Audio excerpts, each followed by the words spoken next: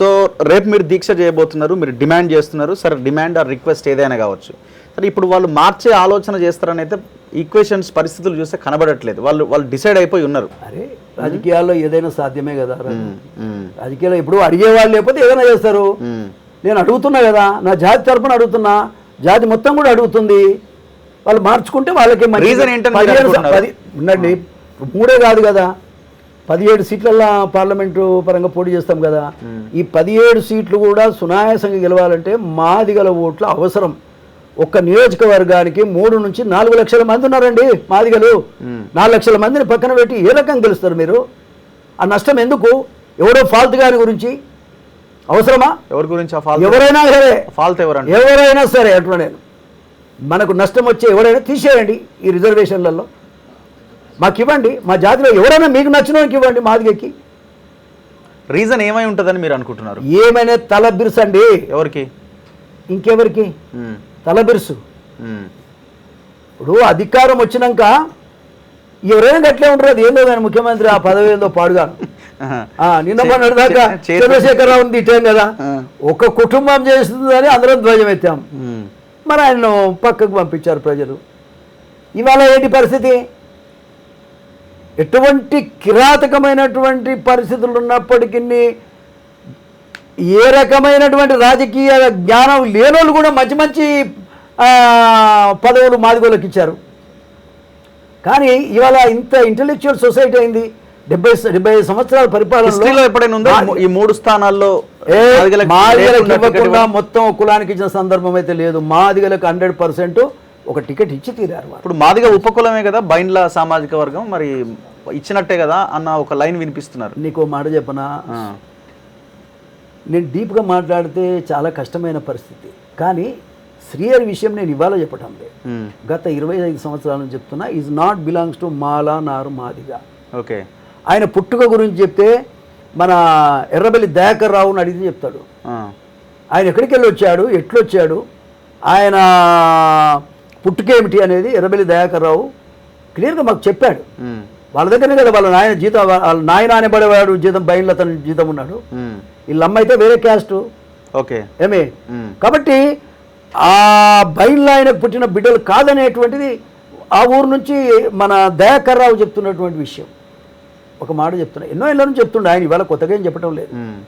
సరే, అయినప్పటికీ ఆయన పుట్టుకనే అనుమానాస్పదంగా ఉందంటే మళ్ళీ ఆయన పుట్టిన బిడ్డలను తీసుకొచ్చి పోటీలో పెట్టి ఆ అమ్మాయిని రభస చేయించేది ఆ శ్రీహరికి బుద్ధి ఉండాలి. అదేదో నీతోనే ముగిస్తే అయిపోయేది కదా.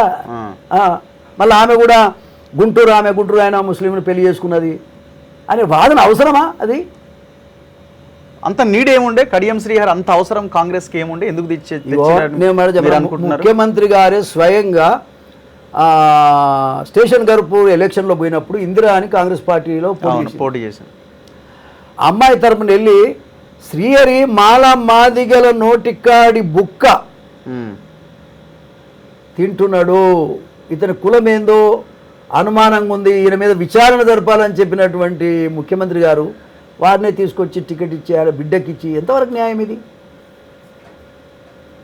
అది అసలు మన కేసీఆర్ గారు టికెట్ అనౌన్స్ చేసే బిడ్డకు కూడా టికెట్ అనౌన్స్ చేసి కోట్లాది, సంఖ్య కూడా తెలిసి నాకు కానీ చెప్తే బాగుండదేమో, కోట్లాది రూపాయలు చేతిలో పెట్టి పంపిస్తే డబ్బులు కూడా తీసుకొని పోయిండట చెప్తున్నారు.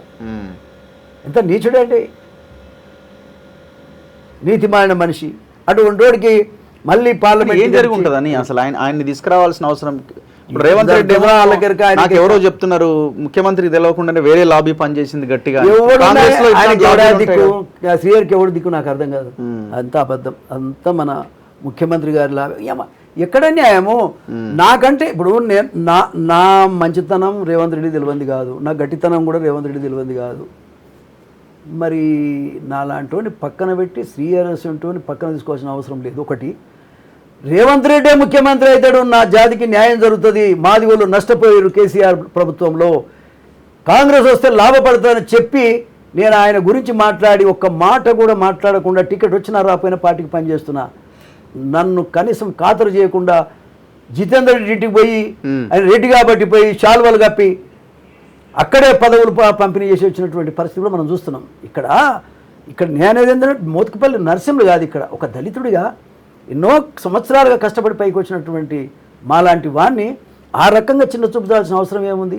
ఒకరు చూసినవే అనుకో, రైట్ నేను అన్ని అనుభవించాను, నాకేమీ ఇది లేదు. మా జాతి మొత్తాన్ని అవమానపరిచేది ఏంది? ఒక్కడు కూడా పార్లమెంట్ రేపు ఏబిసిడీల గురించి మాట్లాడాలా? ఈ తెలంగాణ నుంచి ఒక మాదిగోడు కూడా పార్లమెంట్ లేకపోతే ఎవడు మాట్లాడతాడు చెప్పండి? గెలుపు గుర్రాలు అంటారు. ఎవరైతే గెలుస్తారో వాళ్ళంతా మా గ్యారంటీ. నాగర్ కర్నూలులో మల్లు రవిని కాదని టికెట్ ఇవ్వడానికి లేదని మల్లు రవికి ఇచ్చినాం. పెద్దపల్లిలో వివేక్ జాయిన్ అయ్యేటప్పుడే నా కొడుకు ఎంపీ ఇవ్వాలని అడిగిండు, ఆయనకి ఎంపీ ఇచ్చినాం. ఇస్తారా? అదే విధంగా ఆయన ఒప్పుకుంటారా? మరి ఎట్లా మరి? వివేక్ చెప్తారా మా కొడుకు కూడా ఇవ్వాలని? చెప్పమనం చూద్దాం. మా ఇంట్లో ఇద్దరు తీసుకున్నాం, 3 కూడా మాకు కావాలని అడుగు మనం. అట్లా ఓపెన్ గా అన్నారు. అది మొగతనం అయితే అది మరి ఓపెన్ గా చెప్పారు. అది మొగతనం అయితే అదే బాబు. ఇచ్చేవారు ఎట్టిస్తారు, వాళ్ళు అడిగేవారు అడగొచ్చు. కానీ ఎంతవరకు న్యాయం ఇది? ఇంతమంది దళితులు 75 సంవత్సరాల నుంచి ఒకటే కుటుంబం మరి కబ్జా పెట్టున్నది అక్కడ. న్యాయమా? ఇంకో దళితులు అక్కడ మీరు ఎవరు లేకపోతే అది మీరు ఉండాల్సింది ఎవరో ఒకరు. ఆల్రెడీ వినోద్ ఉన్నాడు, వెంకటస్వామి వచ్చాడు, వెంకటస్వామి తీసుకున్నాడు, మళ్ళీ కొడుకు కాకపోతే మనమడు. ఏంది ఇది? ఇక్కడ నాగర్ కర్నూలులో అయితే అవకాశం లేనట్టుంది కదా. నాగర్ కర్నూలు ఎవరండి నాకు అర్థం కాదు. ఆయన ఖమ్మం జిల్లా వాడు, మల్లు రవి. అక్కడ నుంచి వచ్చి ఇక్కడ వలస వచ్చినటువంటి వ్యక్తి. రెండోది, ఒక కుటుంబంలో ఇద్దరికి ఇచ్చేది ఏంటండి నాకు అర్థం కాదు. ఇది